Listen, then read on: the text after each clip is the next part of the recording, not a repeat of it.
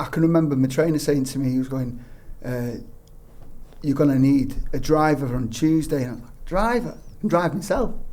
You know, I'm all right. Yeah. And he said, you're going to spar on Tuesday.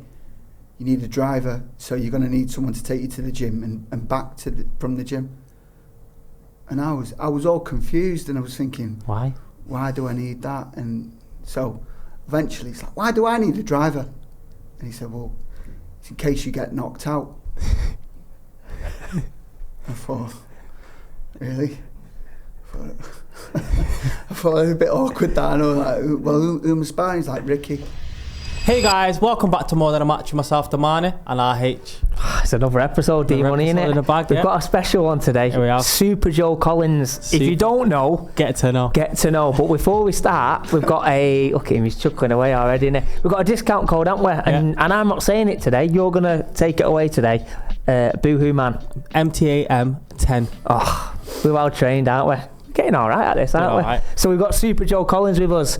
We're going to go through his journey. Joe, thank you very much for joining us, mate. No problem. Hey, what a guy. Look at him, he's just dead chilled, isn't he? So we're going to start off. If people that don't know you, Joe, you was a former professional boxer. Yeah. And we'll jump straight in to the Ricky Hatton stories. So you was a former sparring partner to Ricky Hatton. Let's hit it off. How did it come around? Yeah. How did you become a Ricky Hatton sparring partner? Well, I trained at a gym in Manchester called Shannon's Gym. Everyone knows it. And his brother trained with Bob.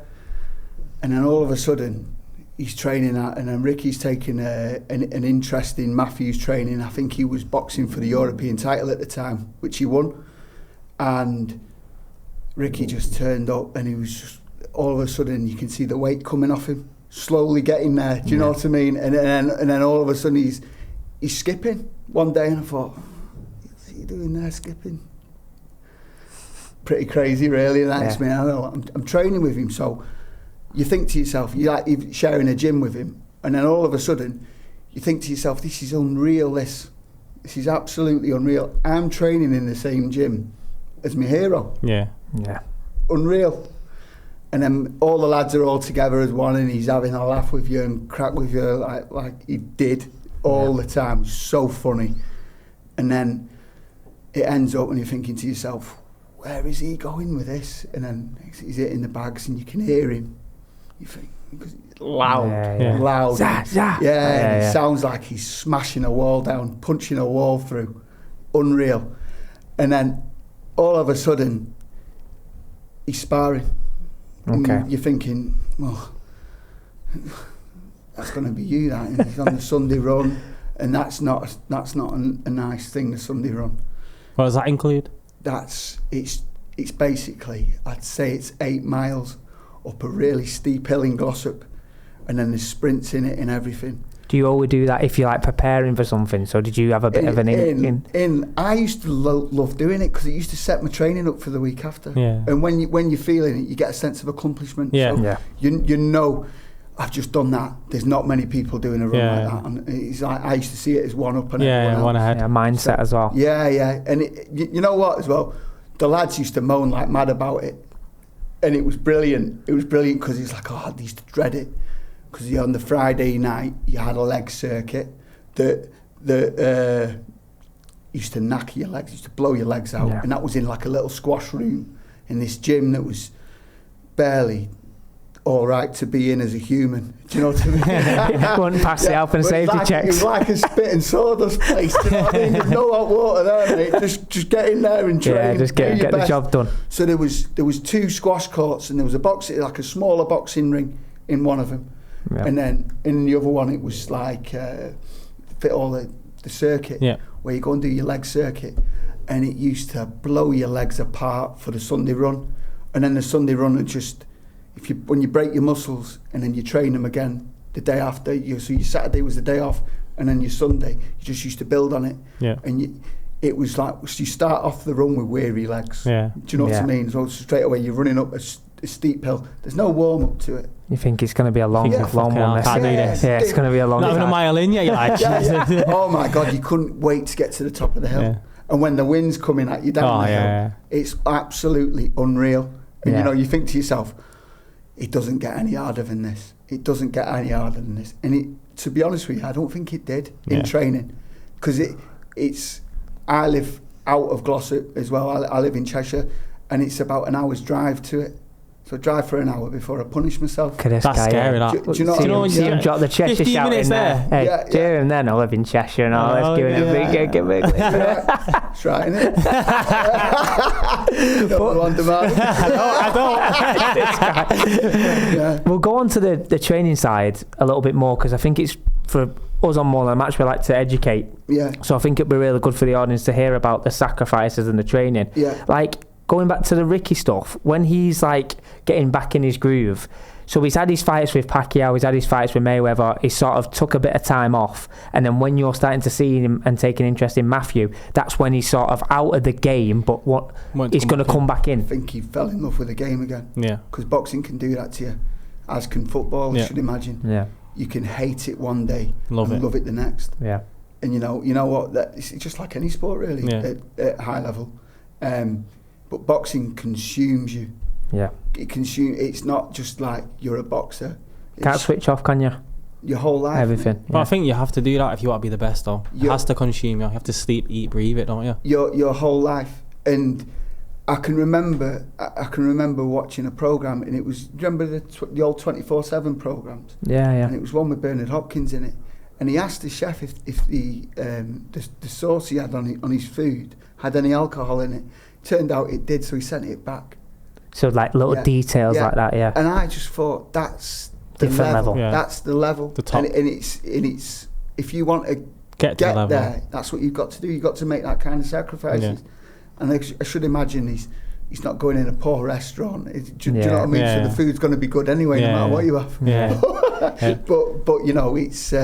I just looked at it and thought, wow, that's his attention to detail, and everything is detail and margins, as is high-level sport. Yeah. You know, and in fact, that's like a sacrifice. So be it. I won't eat my dinner because there's alcohol in the sauce. Yeah. No, it's good though. That attention to detail. You seeing like Ricky skipping and in the gym banging the bags, does that? And he's obviously your hero. Does that give you like motivation? Like, okay, this is. Do you know what? I'm going to start skipping more. I'm going to start punching bags harder. Without a shadow of a doubt. Without a shadow of a doubt. So we had it was inspirational from not just me, the rest of the lads. Yeah. You had David Barnes, who's there, who was absolutely excellent. Denton Vassell, obviously his brother Matthew Hatton, Prince Aaron, Kieran Mayer, Johnny Rocco, a lad called Abdul Rashid. The whole of the lads were brilliant. So was that the stable? That was the stable of the boys, and they were all around the same weight as well. So if you weren't sparring one of them, you'd be sparring the other. And everyone's just as good as each other. Everyone was class. There's competition everywhere. So good. So good. Do you know, like the sparring bit? Is it like, how do you actually spar Ricky? And so does everyone want to spar him? Or is it like, does he pick? Do you know what I mean? In boxing? I feel like I got picked to spar him because I was quite tough. Yeah. You know, obviously I did a lot of sparring with Denton Vassell. Yeah. And he used to hit you. It felt like a car crash. He was powerful, wasn't it? Yeah. So obviously you learn from that. So I thought, I don't want to trade with Denton ever. Yeah. Do you know what I mean? So I'll just get on my toes. With that, the jab improves, and then you look for your openings, and then the backhand follows it. Yeah. But you're only using your selective punches. You're not going in fighting his fight. You're fighting your fight. Yeah. That's so really you're improving interesting, yourself. Yeah. Yeah. It's just like a game of chess. Yeah. You know, you have to not concentrate on what he's going to do to you. You've got to think, how am I going to get through this? Counter. Yeah. How do I counter? How am I going to get through this? Because I remember watching Denton against. He was defending his Commonwealth Championship at the MEN, and it was on the. Remember the Freddie Flintoff when he came? Yeah, Denton was the main event. Although you wouldn't believe Freddie Flintoff was the main event, if you know what I mean. But it was actually Denton. Yeah. Denton was the main event on the boxing card, and he won by knockout that night. He boxed Ronnie Heffron, and I can remember, and he was a fantastic boxer as well, and as well as his brother Mark. And I can remember seeing it in Denton. He's hit the body, and then he's come up to the head with the uppercut, and I can remember. Is it like a moment where everyone was like, ooh? Well, I knew straight away as soon as he's thrown that. It was like how Tyson... He fought like Tyson, Denton, didn't he? Very, that very, same approach, didn't he? Very similar. He wasn't as noisy as Mike Tyson, though. do you know what I mean? But he's a great guy, Denton, isn't he? He does a lot of like personal training now. Like, big shout out to Denton, like boxing, personal training and stuff. He was absolutely brilliant. And you know, like all throughout my boxing career, I had him. And you know, even like when he pull you and he just say, do this, do that, keep doing this. And when you're training with him as well, you don't want to be left behind. Yeah. Because, you know, obviously it's a 2-horse race. Just don't get left behind. It's that competitive edge though, isn't it? Like, you know what you said there, Joe, about football and other sports. Like, you've got to apply yourself the right way. If not, there's always someone, we always say it, don't we? In front of you, there's always someone behind you. But like, in boxing, it's very different because it's kill or be killed, isn't it? Like, you know, it's a bit like, well, it's me or you, isn't it? Yeah. So it's interesting, isn't it? Like you asked there about if he's sparring someone, like so it's an education as well, isn't it? As well, it's obviously for repetition and practice. Education as well for in sparring. You've got to remember that they're going to do it to you. So you have to get them first, and you go out and be aggressive before fight. You know, you can't just. It's not a dance routine. There's the consequences, isn't there? Because sometimes on social media you see that spars and it's like they're not going at it fully. Is that just because the like? So when I said about the squash courts, there was 2 squash courts, obviously with the white walls and everything like that. So they've got the ring parked in the middle of it, and it's right up to the sides. So literally, if you hung over the ropes, your head had hit the side of it. Yeah. There's all blood, all splattered up, all. You know, like when you're in an environment and you know straight away this is business. Yeah. As soon as you walk in, there's blood all up the wall. It's brilliant. Because I see loads of spars online, and I think like they're not going for it. Like, they're just jabbing. There's no like proper hook intensity. There's no intensity, but then the way you're explaining it's like. Mate, I've never trained in a boxing gym where no intensity. There was no intensity. There has to be intensity because you got to simulate the fight. It's just the fact. Train how you're playing it. Yeah, correct. You know, train hard, fight easy, and you've got a set of 14-ounce gloves on the sparring. When you box, they're obviously smaller, depending on your weight and stuff like that. So makes your hands lighter. Yeah, and faster, and quicker. But they're also the same for the other person. Yeah, so everyone's in the same everyone's on the equal. same playing field as well. What was it like your first spar, Ricky Hatton? And how did it come around? Well, I did my Sunday run, and I can remember my trainer saying to me, he was going, "You're going to need a driver on Tuesday." And I'm like, "Driver? I can drive myself." You know, I'm all right. And he said, "You're going to spar on Tuesday. You need a driver, so you're going to need someone to take you to the gym and back from the gym." And I was all confused, and I was thinking, why do I need that? And so eventually it's like, why do I need a driver? And he said, well, it's in case you get knocked out. I thought, really? I thought it was a bit awkward that I know, like, well, who am I sparring? He's like, Ricky. Going to do a couple of rounds of Ricky, and then they shut all the like in the gym at the Hattons. They've got all the windows at the back, and they were all papered over. You're thinking to yourself, shit. Yeah, here we go. I'm in trouble. Showtime, innit? It seems so. Obviously, my dad had drove me around the country boxing up and down and stuff like that, so it has to be my dad straight away, and he was straight in. Straight in, all over it. I don't even think he answered the question. He just grabbed his keys and then grabbed his keys in his phone, innit? His phone, that was it. He was gone, and I thought to myself, I'm going up there, and I'm thinking, I'm sparring Ricky Hatton here.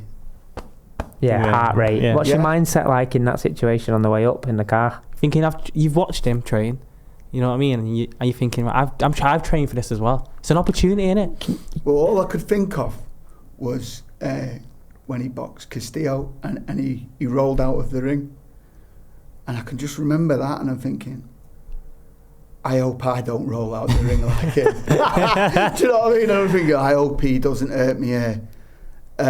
Oh my God. If I get bust up by him now, all the lads are going to know. Yeah, but you see that? That's mad, that, because, like, you've already kind of lost the fight there, thinking about the negatives already instead of thinking of positives. I feel I had to. Yeah. I feel I had to, because that will propel me. I'll use that to push me. Motivation. Right. Yeah. I use it's almost like a fear. Yeah. It's a reaction. Yeah. I thought, that ain't gonna be me. Yeah. And that then becomes the mindset. I'm not getting rolled out. I'm not getting out here. Can you give a little bit of insight over, because we speak obviously regular, like what you did like before like that, because you did your own little research, didn't you, in terms of like when Joe found out about obviously sparring Ricky, you went back, didn't you? And I went back and I watched every, like, you know, like all the fights in the start, and I thought, I want to watch the ones at the beginning when he was like just finishing them in a round and stuff like that, seeing what you know, like seeing the body punching, small where details, the body, like the patterns come from in the punches, and you're thinking to yourself, the combination. I remember looking at it and thinking, wow, how do I stop this? You know, thinking, what's the answer? God, yeah, what do I do here? And then it all carried on. I thought, I know what I'm going to do here. I'm just going to meet him in the middle and have a go with him. I'm going to have to just like literally stand on and smother the work in the pocket. Get close in the pocket. space. That's it. Yeah. Okay, in the pocket and that. Actually, you never think that, would you? The closer you get, you take there. Was that the right fight to fight with him though? Because he was ferocious, wasn't he? Yeah. He liked it. Like when he fought like Mayweather and stuff like that, the referee didn't allow him to get on the inside and be rough. So is that like not playing into his hands? The American ref, you mean? Yeah, well, we can't, you know. Yeah, we've got to be careful, haven't we? More than a match, you know what I mean? Yeah, he's American, though. Yeah, he is. Yeah, he's American. You're not lying, Joe. Yeah. I'm not arguing with you, mate. Close the distance, Ross. In the pocket. I've got him. Reach. The American ref did stop him from fighting the English fight. Yeah. That killed him as well in terms of like... Killed it. Like, in that fight, he wanted to make it... it like that. He'd get you on the inside and he'd pull your arm and he'd hit you in the body. You know, and he'd be a bit. He'd move you with the forearm and stuff like that. And straight away, he did not allow any of that. Yeah, it wrecked his fight, didn't it? Wrecked him. Ruined it, because he's had a career out of doing that. He was that's his style, isn't it? Oh, it was so good. It was so. I used to everyone in Manchester used to 100%. England. Yeah. Worldwide used to watch. He united everybody, didn't it? Yeah, definitely. There was no divide or anything when he boxed. Everyone was in the same pub watching the same lad, cheering him on like he was them, because he was one of their own. Yeah. You know, I feel that's a skill. Yeah, definitely. Well. It is. The most accessible world champion there ever has been. Yeah, 100%. We'll go on to him in more in the personal side. So you're in the ring and you're thinking, right, I'm just going to go at him here. You're trying to close the distance. What happens then? It was a bit surreal, because we started, and I remember the lad who used to do all the pad work with me in the gym, Stacey Sandbach, and he's doing my corner, and Bob's obviously over with Ricky. Yeah, Bob Rimmer. Bob Shannon. Oh, Bob Shannon. And you know, so the same gym. It's a bit weird, because same gym on both sides of the ring to each other, and Bob's advising Ricky and Stacey's advising me, and then I'm just remember Stacey, and he's just dead calm, just like, there's a drink, Joe, you all right, and all that. Done all the ad guards on tight, and I'm thinking, wow, this is unreal, this is. And right, seconds out, the clock goes, and then you're on, right, bell goes, and I can remember going to the ring, and I'm looking straight at him, and I'm thinking, with the head guard on, the cheek pieces and everything, and I'm thinking, oh my God, I can't believe who that is. I can't believe who that is. And then straight away, bam, whack. Whack me, and I, straight away with a jab, and you're thinking to yourself, liven up. Do you know what I mean? Got to get a grip, aren't you? Yeah. And it was the best thing that he could have done, because it just settled me. It settled me in straight away. It took a whack, but was he a moment? That's amazing, that, because like as much as you're getting whacked, you're enjoying every moment of it. Do you know what I mean? Absolutely. And it's such a weird thing to say, but like that's your like euphoria, innit? Yeah, like, go on, hit me again. Let's go. I absolutely adored it, and I learned so much out of doing that. The sparring with him, he was phenomenal. It was absolutely phenomenal. Did you end up driving home by yourself? No, my dad did. was he a moment, Joe? Was he a moment like, again, like we're digging in deep here? Was he a moment where he hit you with like a shot and you was like, this is shot, like, body shot the first round. Oh, it's like, talk to us about that. Well, I spent that long watching it on the TV, and I thought to myself, it's coming, and it like he's doing that. I overthought it. Yeah. Do you know what I mean? And you know, when anyone overthinks anything, it becomes hard. Yeah, and definitely. He's there, and he's just dipped to the body. He's touched me, and then whipped it in. And I thought, the minute he did that, he did win me. Yeah. He did win me. Was it a moment where you had to like step back and get your breath and get on your toes? Yeah. Straight after that, get on your toes, and it's not easy with him at you because he used to come at you persistent, like relentless. Yeah. He knows he's got you now. Now you're on your toes. You're like, right, I've got you. Yeah. So you know, the minute you're showing signs of, you know, hesitation or his exploits it. Oh my God, I've never seen anything like it, mate. You know, well, you've experienced it. You're on the end of it. You're on the end of it. And you know what? I'm glad I'm not going to see anything like it again because there's only one Ricky Hatton, and I'm there, and I thought he hit me with that shot, and I can remember thinking, this is why I need a driver. Might be rolling out the ring after all. Oh my God! Did you ever think like, did he need a driver? Was that ever in your mindset? Like you're thinking, all right, well, if I need a driver, what about Ricky? Yeah, definitely. What a guy, Joe. Definitely. What a guy. That's a mindset. I love it. Backhand, you know. Yeah, I love it, mate. I love it. Absolutely love it. Yeah. We lost him. Very unfortunate. We lost him, and I know that hit you very hard for you being close with him and the family and stuff like that. What was that like during that difficult time for you? And like you said, he was a fantastic person, wasn't he? Role model. Where'd you start? Yeah. Do you know what I mean? It's like it's not me. It's the family around him, because they're all in the gym all the time, and they're great people. Yeah. I mean, Matthew's a good friend, and you know, it's terrible. Yeah. It's just terrible.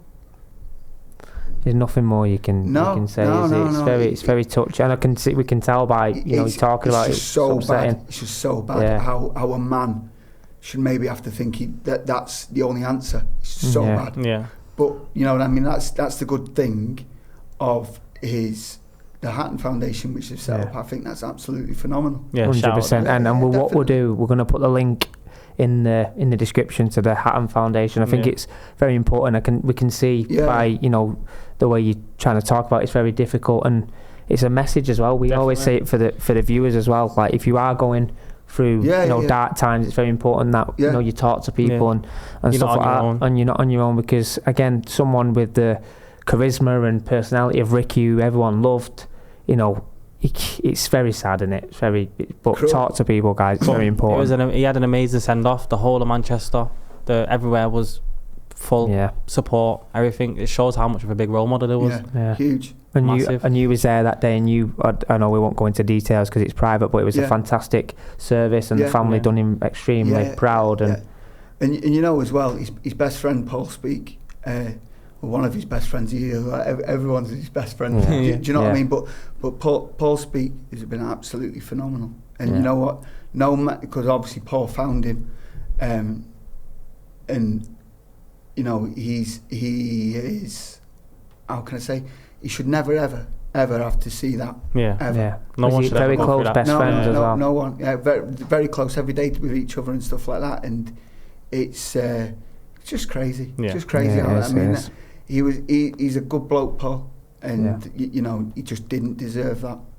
Yeah. No one does. No one does. No. But it's. Yeah, it's surreal. We always have this. We hate to move it on because it's so touching. But let's start back for you then on your boxing journey. Yeah. So where did it all begin? Where did it all start for you?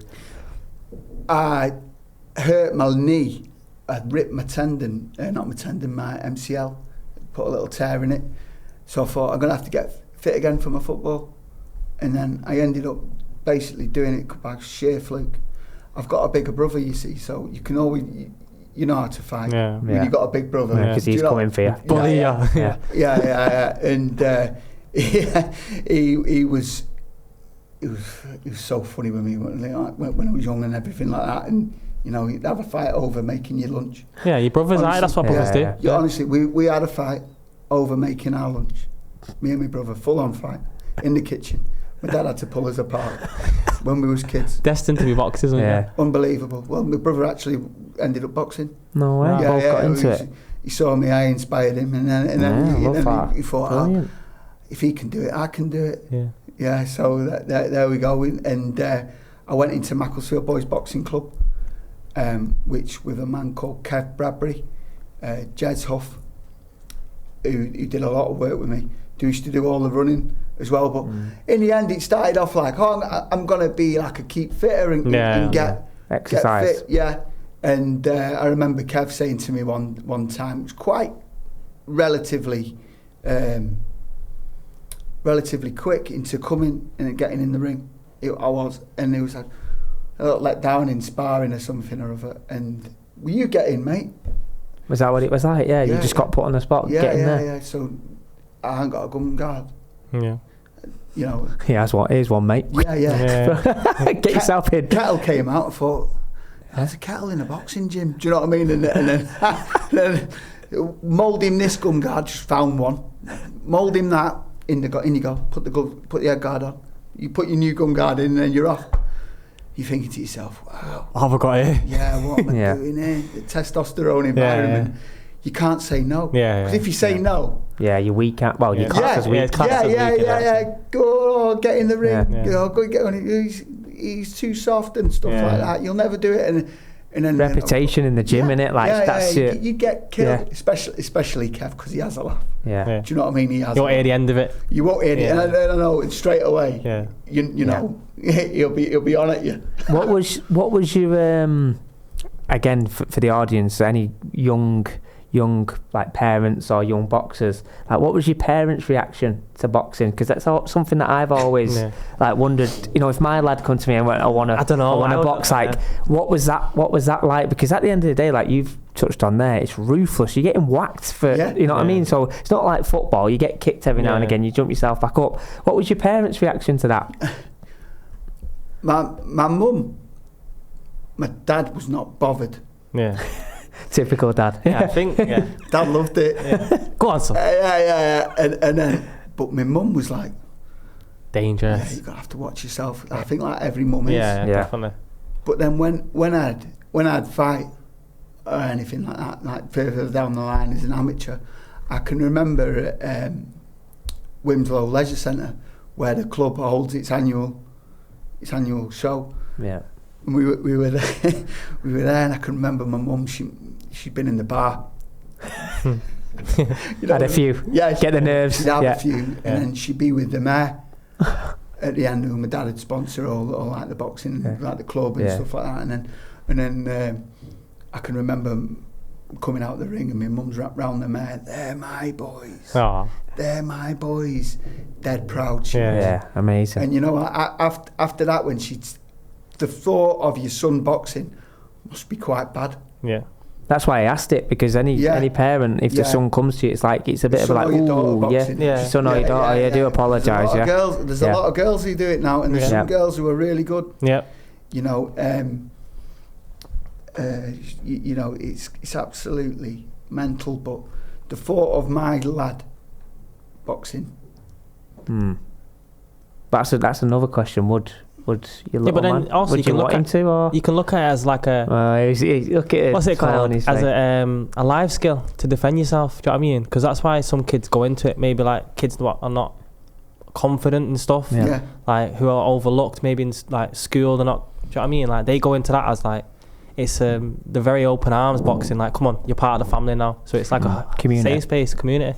I do pad work with my stepdaughter for that reason. Yeah. and self-defense sort of stuff. Is that what you mean?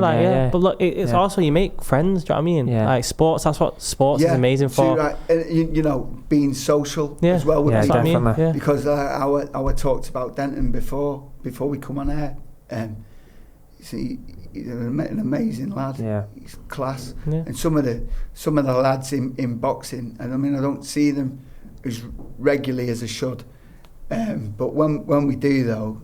Yeah, it's brilliant. Yeah, it's like you've not. It's like you've not seen each other, but you're still that bond. Yeah, you know what I mean. Yeah, you've mentioned that a lot, though, haven't you, with like the United lads and stuff. That's what I love about sports because you have something in common, so it's an easy conversation, and we both enjoy it. It's a universal language. Yeah. Too right.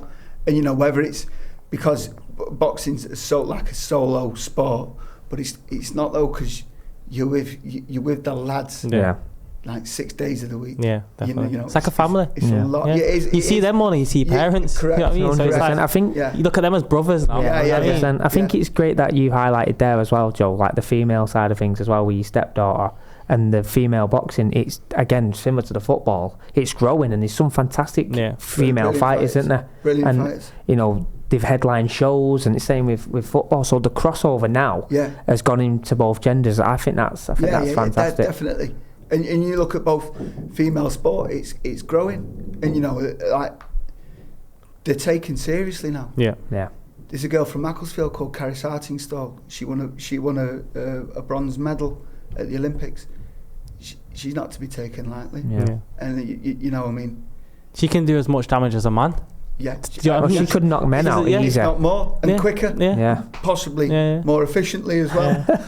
Smoother. Smoother. So like you say, your brother got into boxing as well. Did you ever spar your brother? Yeah. Did you? How was that? In the kitchen over dinner? Yeah. No, I mean after that. In the kitchen. After that, in the ring. Took the ham sandwich. I'm being serious. It was over a ham sandwich. Yeah. A wafer thin ham sandwich. But did you ever go in like the ring and spar each other? Yeah. What was that like? Brilliant. Yeah. Did you win? I take it. Hey. Oh, you can't say it on the camera, can you? You might fall out with it. He might be sparring when he gets home. Yeah, we having it. He's 6'2", my brother, so he's open for a body shot, and then after that it's the head. Yeah. Oh, he's telling him all his secrets. Next time you have an argument, you're done now. You're cooked. I adore him. He's my best mate, my brother. I love that. Do you know what I mean? And you know, the whole gym used to stand there and watch us. Yeah, amazing. Yeah, and you can imagine that you get away with it in your brother, and not only that, he's getting away in you. And there's no consequences. No, it's great. Brilliant. And do you know what? That to me, I look at the world now and stuff like that, and I think to myself, I did that with my brother. No one can ever take that away from us. Yeah, you know, I used to train with my brother, and my brother knocked a fair few out as an amateur. Like knocked him spark out, gone. Do you know what I mean? Game over. Yeah. And he's my brother. I'd say I'm more sociable than my brother. Yeah. Okay. Yeah. He's more of a quiet personality. Yeah. Ollie will be quiet. Yeah. And then all of a sudden. Yeah. But I think we should stop this conversation there. I think it's amazing that brother thing, because it's like, brothers is always competition. Like, I want to be the best, you want to be the best. So it's like you're in a ring and you just go in there, you're like, I'm going to mess you up today, you know. I don't have a brother, so I obviously my missus has little brothers, so I look at them as my little brothers. Yeah. And they're both very competitive in a different way. Like Stefan's very good at sport, and so is Rocco. And I look at Stefan and he always wants to do better than me. So if we did, do you remember that challenge we did? When he had to fizz it into the net, and he got it in the first try, and I looked at him and I thought, you little. He's a great. It made me feel like, they're both lovely kids, aren't they? Amazing kids. You know when we said about the levels, not wanting to be left behind. Yeah, he's not getting left behind. No, he's not. And you're doing that to him. Yeah. How good's that? Yeah. Talking about bro, I remember having a fight with my brother over FIFA, and he put me in hospital. Really? Yeah, I swear down, because I think I was beating him, or I think he was beating me and I didn't like it, so I was going for him, and I think I hit him, and then he switched and then lamped me one, or smacked my head off the fingers in the I just have sisters, me. He's just like little things like that all the time. That's possibly worse. Yeah, it is the worst. My sister used to grab me and I used to think, what? But there's one day, I stopped it, and I think she thought, oh my god, he's old enough now. Do you know what I mean? I stopped it, I said, not anymore. I love it. But it's amazing, that brother competition. I think it's amazing. Oh, it's so good. And that bond that you have and that love and that, I think that's amazing. That will stay with us forever. Yeah, likewise. It's amazing. Yeah, he is a great bloke. Yeah. Great bloke. That's all you can ask for, isn't it? He's hilarious too. He's just like always happy. I love that. Sorry, mate, go on. I was going to just say about the amateur sort of stuff, because I know like you represented England with the amateur sort of stuff. Sorry, dear. Northwest Select I represented, and I boxed a lad from a team come over from Ireland to boxers, and then a team come over from What did you do to them? What did you do to them when they come over? Well, the Irish one, I ate him with a body shot, and that was it. After the first round, he couldn't get up. So you sent them packing, they got in and sent them packing, did you? And what did you do to someone, the next one? The one from Denmark, I can remember looking at him thinking, oh my God, I'm going to need a step ladder to hit him. And I had, at the time, there was a lad doing my corner who was from the RAF, he was a PT in the RAF, and it was unbelievable. Because if you think about it, for a job, what he'd do is he'd get a fighter pilot, like I'd say 9 stone or something like that, when he should be like 13. Yeah, you get them small as he could, ripped. You know, but he was over with England boxing and everything, and he was absolutely fantastic. His name's Carl Wally. Okay, and he just used to. I don't know what he'd do with me, Carl, but he used to pull the right strings. Find a way to get the best out of you. Yeah. And I can remember him, like, he sat me down in the second round. That might have been the third round, four rounds, and he looked at me and he gone, "You need to knock him out. You need to knock him out." And I can remember just getting on my double jab backhand, because he's a taller lad. You obviously got to make the room up. So the double jab backhand, and then you're in on the inside, and then you work. And I can remember I won on points, and he absolutely.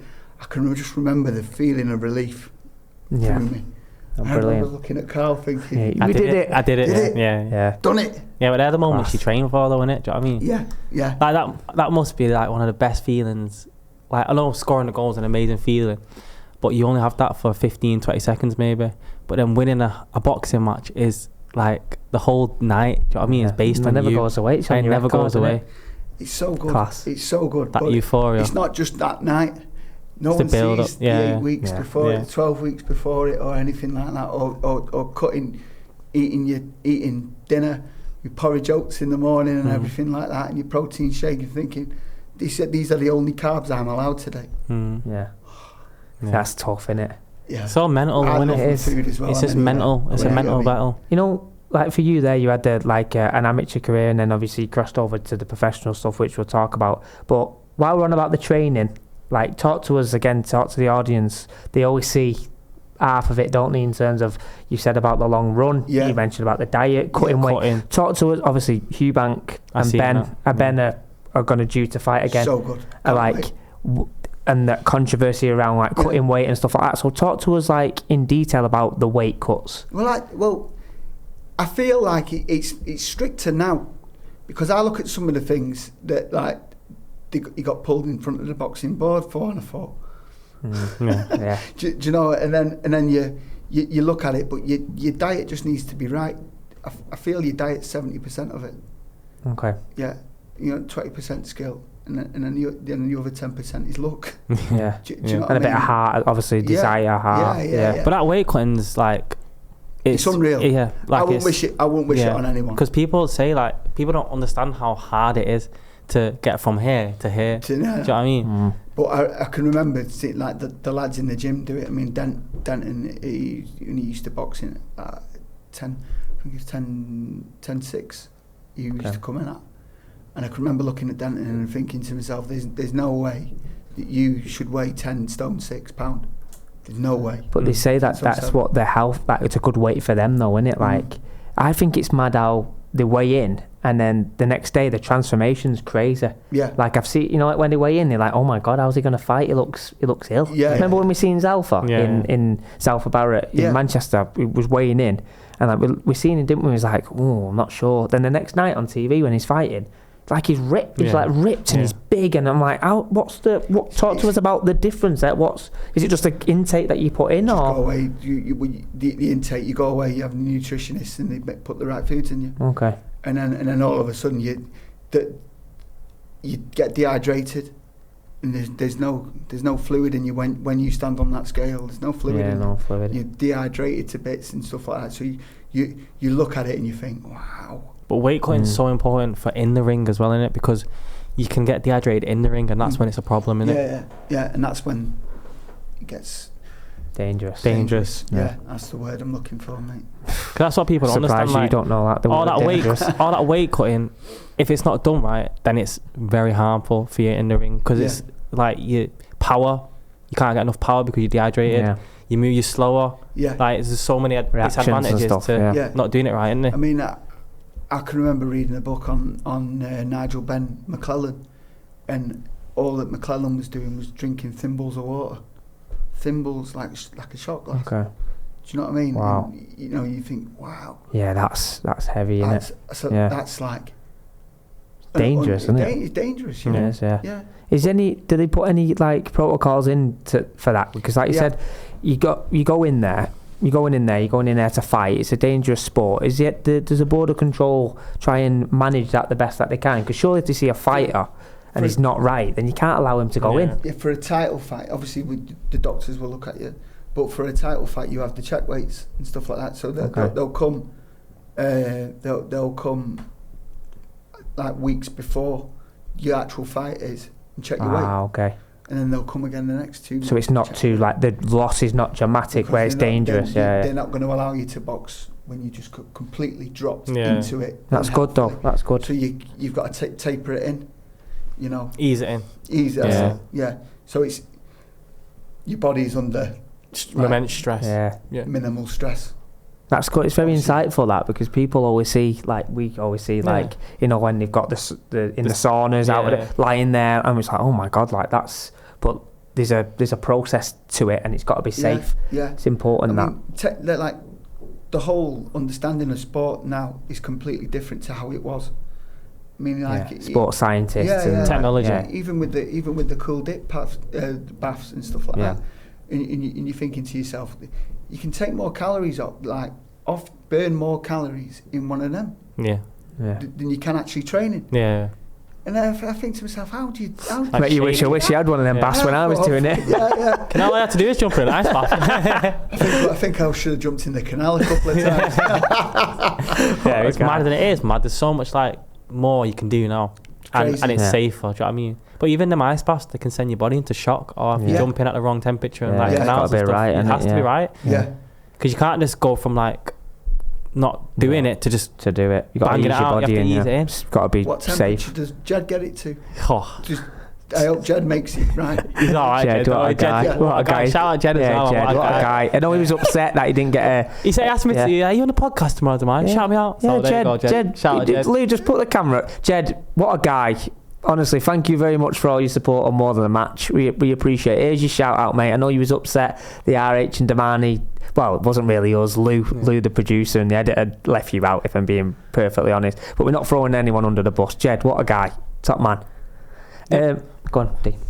Let's get into the bodyguard, because you were at Macclesfield. I seen a lot of you around Macclesfield. This is interesting. Joe, No,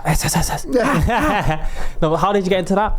Well, my lad, he plays for Macclesfield, and I can remember at the end of the COVID, when Rob had just taken over the club, and everything's going on full scale, and Rob Smethurst, he's absolutely class. What a great bloke. What a guy. What a great bloke. He's been on the podcast. We had a great amazing journey as well. Yeah, amazing. Yeah, top guy. Yeah.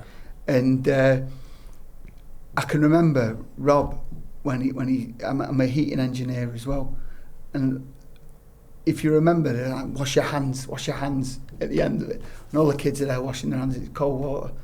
COVID? You mean COVID? Yeah, sanitizer and stuff. And then I looked at the boiler's broke, so I put him a new boiler in. I just said to him, I went, look, my lad's using it now. I don't want the facility to shut down. I'll put you a new boiler in. Yeah, fantastic. And I went, well, when can you do that? How much is it going to be? And you sort it out with him and everything like that. And I was just like, I'm going to do it. Next minute, Rob's there, like, who's this man? Robbie Savage. In. Yeah. Do you know what I mean? And then next minute, like, because I was with Rob Smethurst, obviously Robbie Savage was hand in hand with him, and you know, I ended up with Robbie all the time, watching Matt, going to games with Rob Smethurst, and obviously Sav was director of football then, so it's like you'd be with him. Do you know what I mean? And that'd be it. Like, building that friendship and stuff like that. Did he know about your journey with the boxing and stuff like that? Yeah. Because that's good to know, isn't it? Yeah, I mean, he's in safe hands. Yeah. He was. Do you know what though? He's a great guy. Yeah, Robbie. We've had Robbie Savage on it. He's a great guy. Yeah, great he is actually, and his story is so funny. He's a personality. He's absolutely brilliant. Some of the stuff he was coming out with, some of the stuff in the studio when he walked in, he never knew people, and he was saying all sorts of stuff. He is a character. He's brilliant. Yeah, and you know, it was quite an eye opener really doing what I did with Robbie. Because you see him for actually how he is. Yeah. You saw all the range of emotions with him. Yeah. And he's obsessed, isn't he? Absolutely. You've got to be though. Yeah, but he can get emotional as well. Oh. Like, he's passionate. Is that the word? I can remember coming back from a match. I won't say who it was or anything like that, because he won't want me to give him accreditation for it. And we shouldn't have played the game. The weather was so bad. You'll know which one I'm talking about now. And him coming away from the game, didn't get the result we wanted, but he came away, Robbie, and he was driving back, and all the way he was there like that, and he was so upset. Yeah. And really, you couldn't have a better manager, because he lives and breathes the club. Yeah. You know, everything he does for at Macclesfield was for at Macclesfield. You know, he loved it. He lived always wearing the club badge. He always had all the clothes all the time. Yeah. You know, it was just brilliant. And then when he's guiding people like Damani, all the other lads through into the champion season in his first season. Mm-hmm. Yeah. You know, he obviously knows what he's talking about. Yeah, he's an exciting, he's an up-and-coming manager, you know, and he's going to be. On him as well, he's doing a great job at Forest Green. I know, Dee's no longer Dee's manager, so it's a little bit. But like for us on the outside, and you would even say that he's doing a fantastic job. John Rooney now. Yeah, and Rooney. He's a great bloke. Yeah. Great trying to get Rooney on here. I'm going to reach out to Rooney. Me. No, what was it like? What was it like working with Sav? I loved it because. See, the thing is as well, because I was a bit vulnerable. Us working with is different to you working with him, innit? Because you're not protecting him, kind of, but he's our man. Like, he was our manager at the time, so it's a different dynamic. Yeah. Well, you drive up and down the country, taking abuse. He would as well, and it's one of them where you stop it with a look. Stop it with a look. Yeah, and obviously the camera as well.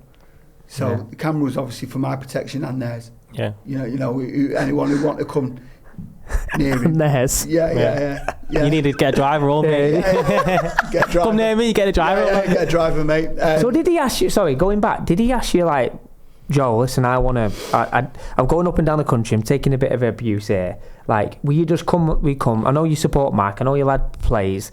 How did it come around? More like a friendship. Yeah. Like then it's security guard. That's it. That's exactly how it was. Robbie was taking some abuse at the time for when he sacked the manager, and then all of a sudden they were getting threats. Mm-hmm. Robbie was, and then all of a sudden, like, I think it just made him feel like it was a bit vulnerable. Yeah. You know, and that's the whole thing. You know, I mean. That's not nice. No. No one deserves to be threatened. No one deserves that. And his home as well, Sarah at home, his wife, his 2 children. Because when he's out managing, he's thinking about them as well. Yeah. Because it's not just him; it's his family. It impacts everyone. His mind needs to be on the job. Yeah. And stuff like that. So it was. He was just. he was so upset that day. He gives you some jobs to do, though, him. Because I remember the Warrington Rylands game. We was all playing and the game just stopped. And there was fans just throwing like bottles, glass bottles, everything. And then like at one point it was like a scuffle. And then Sav's in the crowd, like trying to stop it all. Yeah. Joe's behind him, like, this is mental, this. Don't forget the bin coming over. Yeah, the bin got through over. Dorse is in the crowd. I'm thinking, oh my God, he's going to start fighting now. And then Joe's got to get Sav, and then Dorse is going to start fighting. Everyone's just going to have a big scrap here. No police. There was no police, was there? No stewards. I think there was something like, it was Lancaster. Yeah, sorry, it was Lancaster, not Warrington Rylands. I had a different one. Warrington Rylands was all right. Was that Warrington Rylands where you had the joke with the fans at the end? You posted it on the body cam on your social media. I think it was that was funny. That made me laugh. It was Stockton when it was like, "Where's your?" They're all shouting at him, "Where's your caravan?" Yeah. And he's turned around and said, "In Monte Carlo, in Monaco, in Monaco." Yeah. And, oh my God! And everyone he just did it off the cuff. He just did it off the cuff. He's a great personality, isn't he? Off the cuff, and everyone just laughed, and then that was it. Yeah. You know, but the time at Lancaster, I think there was something like 3 stewards on. Yeah, that's it. On the whole of the ground. It got stopped for like 20 minutes, didn't it? Yeah, yeah. But I was thinking, like, him in the crowd, like, if there's anyone they're going to go for, it's going to be him. So he put himself in a bit of a position. Like, he put himself in a bit of a position. I originally went in to get Paul Dawson out. Yeah. You can't leave the field of play. Yeah.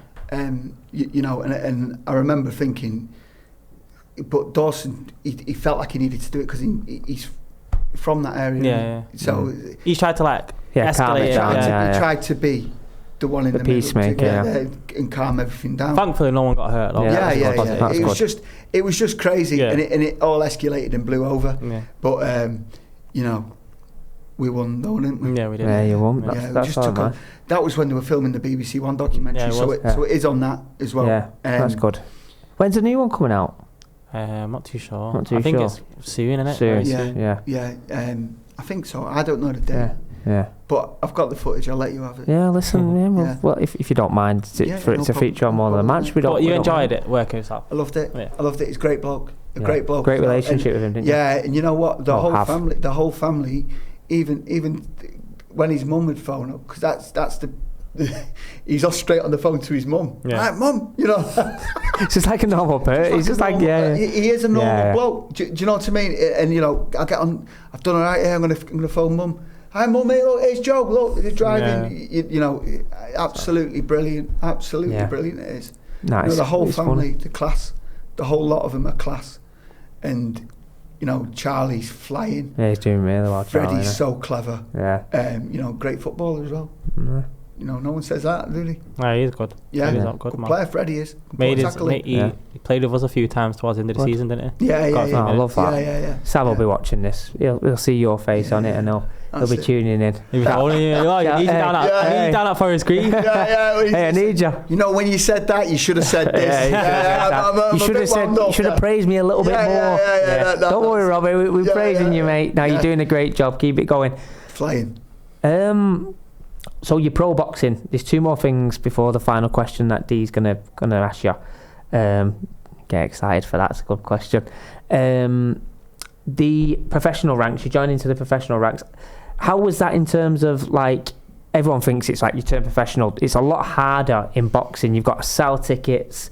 You've got to, have sponsors. Obviously, I know you was very lucky to have great sponsors who supported you throughout your career. But can you inform the audience about that? Because as soon as you turn pro, you're not made it. It's hard. You have to sell your own tickets. The money's not like they think like you're on a wage, but you're not. You get the tickets. Ticket sale, don't you?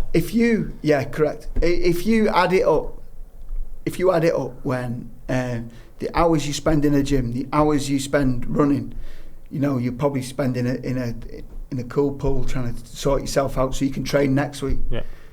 Going to a chiropractor out of your own pocket. Yeah. If you will not be making money, you'll be losing. Yeah. I mean, I was fortunate enough to have some great sponsors, and they were brilliant with me, and they understood the struggle because they're part of that world, and you see it and you think, I am lucky here, but the minute you get inside a boxing gym and turn professional, I feel even when you've got glitzy amateur record. I mean, the amateur's completely different from the professional fight. It's a lot more physical for a start. Yeah. And you know, it's like stuff you can't do in the amateurs, you can in the professional. It's all, I know, like boxing, like professional boxing is all about points, but in the amateurs it's more based on points, isn't it? Like scoring points rather than knocking people out. Tactical. Point landing shots. Yeah, just like little jabs and stuff. The white bit on the glove. But do you know what I mean? There's 1 point. Yeah. So are you calculating all that as you're fighting? Are you thinking, right, point here, boom, point there, boom? Or are you thinking, like, let's just finish him here? He's just trying to put someone out him. Yeah, just hit on it. Yeah.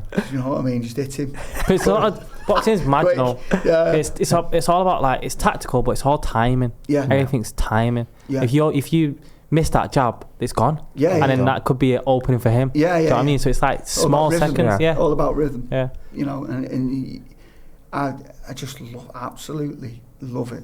Yeah. But it's not glitz and glamour. The minute you get in a boxing, you go back to the original question there, the minute you get and you turn that, your work has just started. Yeah. So all the work you've done previously, forget it.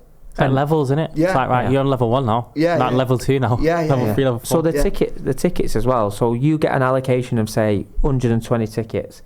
That's your responsibility to move them 120 tickets, isn't it? So you might be training and then you might be dropping off tickets to a family or friends. Like, you're the one actively going selling the tickets. If you sell 5 tickets, that's what you get. Yeah, but don't the promoter take a percentage out of that, or is it just like whatever you bring in? You take. I don't obviously. If you can sell, say 150 tickets, I can guarantee you'll end up on the card because you become a good ticket seller.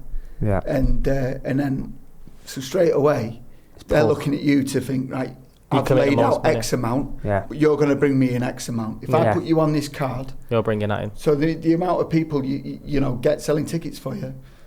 Would you say that's phenomenal? Would you say that's not all? That's what they push some fighters on the ticket sales rather than the actual skill. Yes. Yeah. Because I was going to say, by you saying that, then I'm thinking, if you're selling 150 tickets and like you're a good fighter, but if I'm selling 50 but I'm a better fighter than you, they're going to put him on the card because he sells more. Is that correct? Correct. Yeah.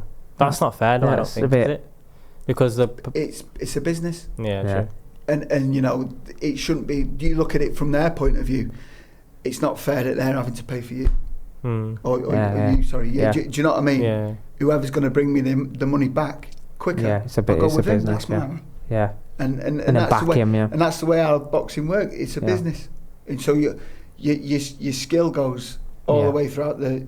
If you're like a brilliant fighter who's going to be fantastic to watch, who's going to win the fight in a round, and you sell 10 tickets, whereas someone else would going to stick the whole show out. But he's going to sell 500 tickets every day of the week. The promoter's going to order 500 because the only thing that matters is revenue. Money. Yeah, revenue. It's a business at the end of the day. At the end of the day, if they just went with the best, you'd end up getting bankrupt. Yeah.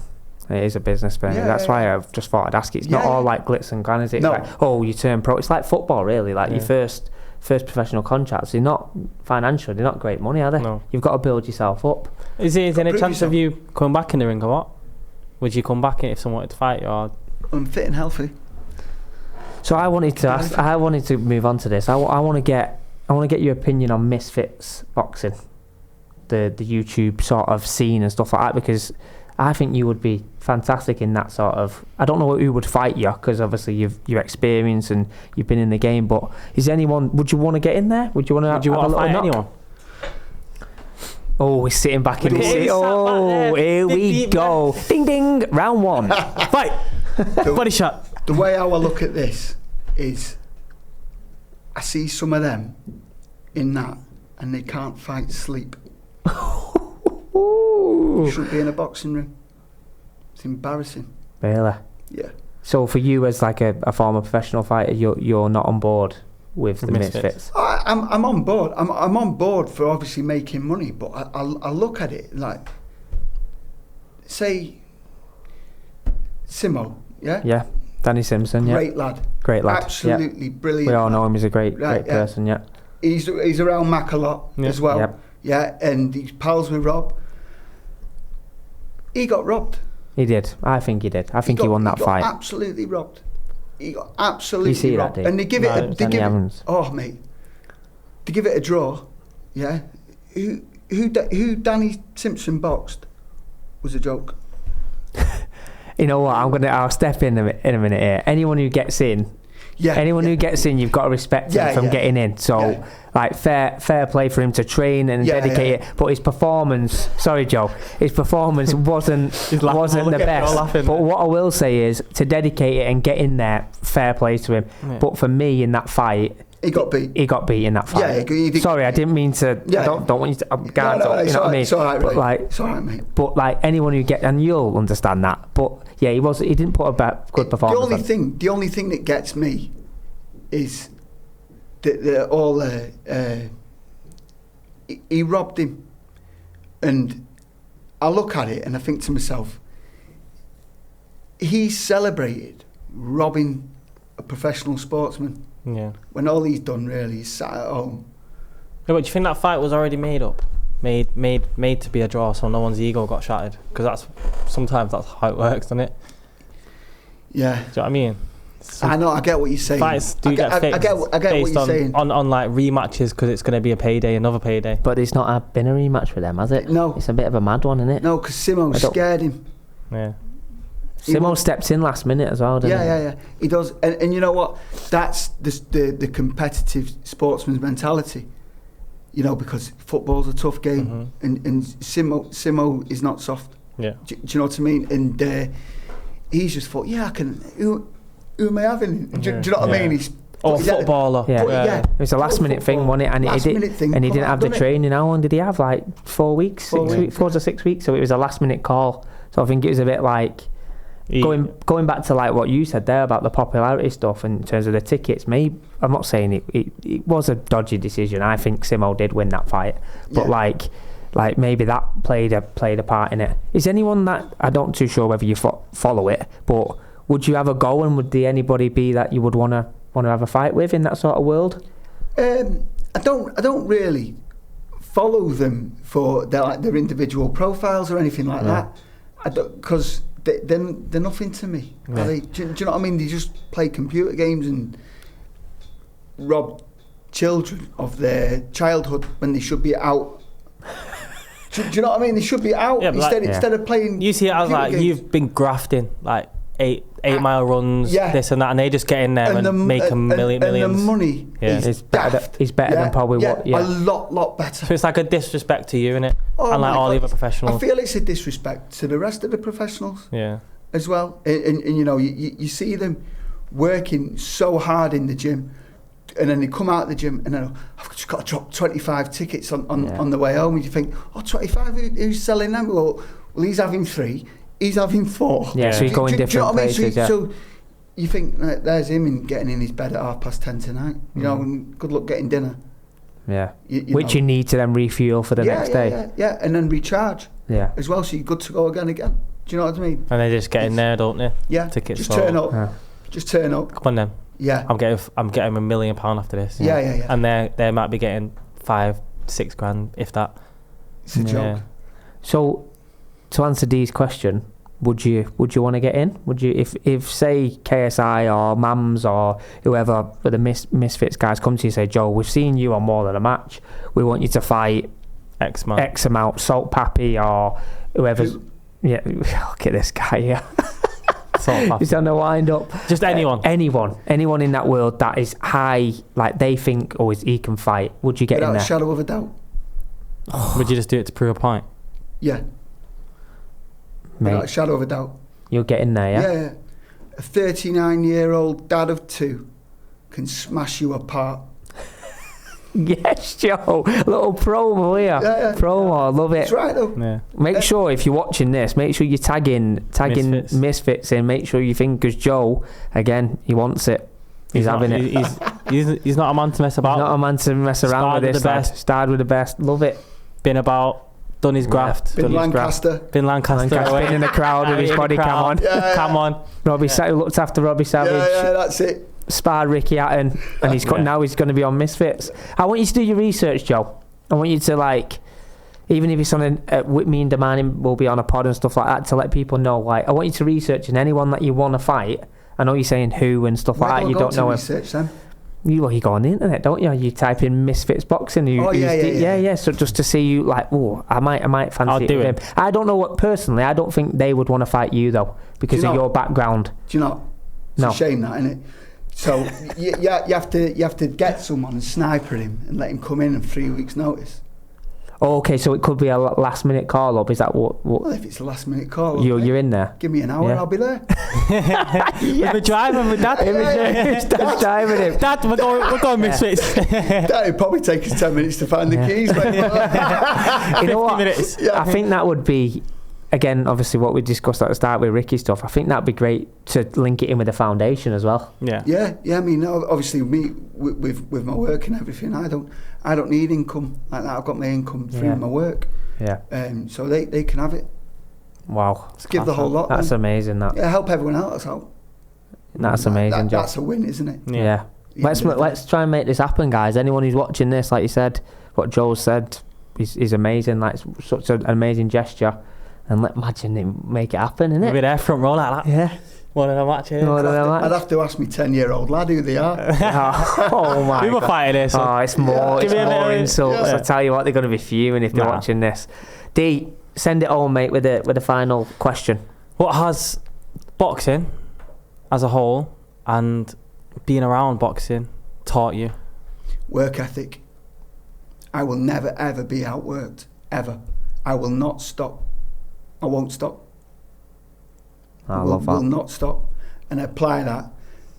Like even in my profession, and people go, you've done a lot of work today, and I used to think, well, I used to do that and go to the gym. Yeah. You don't know the half of it, you know, and you can be as good as you are in like skill wise and everything, but if you won't work hard, nothing will come of it. No matter what you do, whether you drop, whether you're a milkman, a postman, or anything like that, if you're getting outworked, no one wants to know you. Because even in the football, you've seen lads in the football who are so good, but then they just get outworked by someone who's not at a talent level, but because they're a workhorse. Trust, reliable, aren't they? Because you can trust them every day to turn up and put 100 in. Yeah. You know. Reliable. Yeah. Too right. And you know, I'm really thankful to the sport, really, because I would have never have really thought of that. Yeah. But straight away, when you ask the question, I had the answer straight away. Yeah. For you. Amazing. You know, and it is good. It is but that's what sports does to you instead of playing computer games. Mm-hmm. He's going back to the Misfits shouting at the YouTubers. Hey, we got to sit on the fence here a little bit, D, because we put our podcast on a YouTube platform, so technically he's insulting us a little bit here, but he's not. We're joking. Because I know you were both out playing blocky off and playing football and Kirby. Yeah. You ask a kid now to play Kirby with you, he won't know what you're talking about. Yeah. He will not. You ask your boy tonight to play Kirby. Yeah. See what he says. Yeah, I'll ask him. He's going swimming. Yeah, he's going swimming. No, that's Thursday nights. Thursday nights. Luke Hop swimming. But no, Joe, honestly, mate, it's been a pleasure. It's been amazing. This, like, I've loved it, and thank you for having me. No, mate, when we was talking about getting you on and so inspiring with the stories, and it's been an amazing episode. I hope people have really enjoyed it. We've certainly enjoyed it, and the insight that you give and stuff. But we're getting them comments and start tagging obviously the appropriate people in. Let's see Joe in. What weight? 11 stone. Right, 11 stone. Just under 11. That'll do me. Right, can we just get the camera on Joe? Like, we're just going to run a bit before we end more than a match. He's going to look into this camera. And he's going to Jason Statham. He's going to clip this up now. He's going to create his own moment, and this is going to get sent by the viewers to Misfits Boxing. Come on, Joe, take it away. I will smash any one of you apart. Simo's coming to the ring with me. Yes, Simo on the same card. Yeah. I tell you what, you could get people that you know on the card, couldn't you? Yeah. Yourself. Oh, do you know what? Yeah, he's been waiting for this moment. No, I've not. He has. No, I've not. I've been told off. I've been told off. Who's told you off? You have. It's a bit. My mother. This is a bit of insight for more than a match. This is a right story. You've been waiting for this. Your mum will be all right with it. It's the thought, like I said before. Yeah, but after it's all said and done, she's like, "That's my boy." Yeah, listen, you've been cut in as well for this. Yeah, me and good Nick. Anyone you want to fight? Bit of a story behind it. So last time Dee asked me about the Misfits stuff, would I get in there, and I was like giving it a big one, saying I'm going to box someone's head in.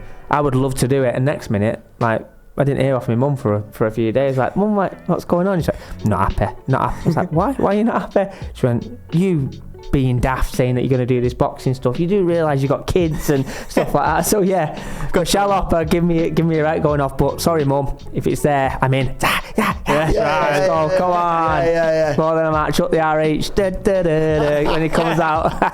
But no, Joe, thank you, mate. I really appreciate it, and thank you so much.